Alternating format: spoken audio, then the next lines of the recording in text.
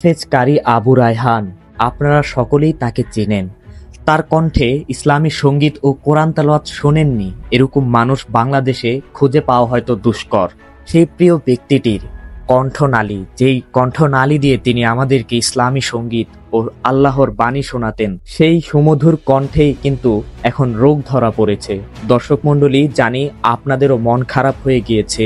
ভিডিওটি দেখে আমিও খুব কষ্ট পেয়েছি। তার ওস্তাদ মুফতি কাইয়ুম মোল্লা সহ এখানে এসেছেন, তিনি ট্রিটমেন্ট নিচ্ছেন ডাক্তারের কাছ থেকে। দর্শক মণ্ডলী, জানি আপনারা অধীর আগ্রহে বসে আছেন আসলে রায়হান ভাইয়ের গলায় হয়েছে কি, আমরা কি আর তার কণ্ঠে সুমধুর ইসলামী নাশিদ এবং কোরআনের বাণী কি আর শুনতে পারবো না? সব তথ্য জানতে হলে ধৈর্য ধরে সম্পূর্ণ ভিডিওটি দেখতে হবে। তাকে ভালোবাসেন বিধায় আজকের ভিডিওতে ক্লিক করেছেন তার অবস্থা সম্পর্কে জানার জন্য। কারি আবু রায়হান ভাই এখন বর্তমানে কোন অবস্থায় আছেন এবং তার গলার মধ্যে আসলে কি হয়েছে আপনাদেরকে বিস্তারিত সহ জানাবো। তার আগে আপনারা এই ভিডিওটি একটু দেখুন। কারি আবু রায়হান, আপনারা সকলেই তাকে চেনেন। আপনারা সকলেই দেখতে পাচ্ছেন তিনি অপারেশন চেয়ারে বসে আছেন। ওনার ওস্তাদ মুফতি কাইয়ুম মোল্লা সহ আরো অনেকেই ওনাকে এখানে নিয়ে এসেছেন। আপনারা এই ছোট্ট ভিডিওটি দেখে বুঝতেই পেরেছেন যে রায়হান ভাইয়ের গলার মধ্যে হয়তো কোনো সমস্যা হয়েছে। এটা দেখে যে কারোরই ভয় পাওয়ার কথা, কারণ যে মানুষটি এত সুন্দর কণ্ঠে আমাদেরকে ইসলামী সঙ্গীত এবং কোরআন তেলাওয়াত করে শোনান, তার গলার মধ্যেই যদি সমস্যা হয়ে যায়, তাহলে আমরা এই শ্রুতিমধুর আল্লাহর বাণী ও ইসলামী সঙ্গীতগুলো কিভাবে শুনতে পাবো? দর্শক মণ্ডলী, জানি আমার মতো আপনারাও অনেক চিন্তা করছেন রায়হান ভাইকে নিয়ে। আসুন জেনে নেই আসলে রায়হান ভাইয়ের গলার মধ্যে হয়েছেটা কি এবং কেন সে ডাক্তারের কাছে এসেছেন এবং তার গলার মধ্যে আসলে কি বের করা হচ্ছে তার গলার ভিতর থেকে।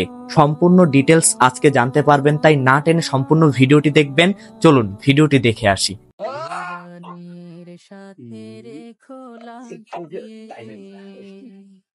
ভোকাল করতে তো বেকারি আবু রেহানের পানি পড়ে আধা ঘন্টা পরে বাবা কোরআনের সাথে রেখো লাগিয়ে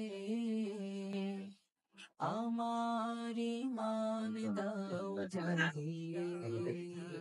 আওয়াজ করবে। কোরআনের সাথে রেখো লাগিয়ে আমার ঈমান দাও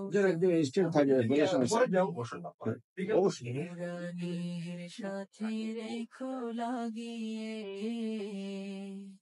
আমার ঈমান দাও জাগিয়ে। কোরআনে দর্শক মণ্ডলী, যারা ধৈর্য ধরে সম্পূর্ণ ভিডিওটি দেখেছেন, আশা করি আপনাদের মাঝে সবকিছুই ক্লিয়ার হয়ে গিয়েছে। যদি তারপরও না বুঝেন, সহজ ভাষায় বলতে গেলে রায়হান ভাইয়ের গলার আসলে যে কর্ড থাকে মানুষের, সেই কর্ডটা হয়তো একটু লড়ে গিয়েছে বা সেখানে কোনো একটা রোগ ধরা পড়েছে, সেটাই কিন্তু ডাক্তার বলতেছেন। এবং এটা ওরকম কোনো সমস্যা না, কিন্তু এর কারণে গলার ভোকালটা কিছুটা চেঞ্জ হয়ে যায়, যার কারণে হয়তো তার স্বরের পরিবর্তন আসতে পারে। তো রায়হান ভাইয়ের ছোটবেলার কণ্ঠটা কিন্তু একদম শ্রুতি মধুর ছিল, বর্তমানে একটু বড় হচ্ছে, বড়দের মতো কণ্ঠস্বর চলে আসছে। তো কথা হচ্ছে সেটা আরো বেশি মানে একটু বুড়া বুড়া হয়ে যাচ্ছে আর কি।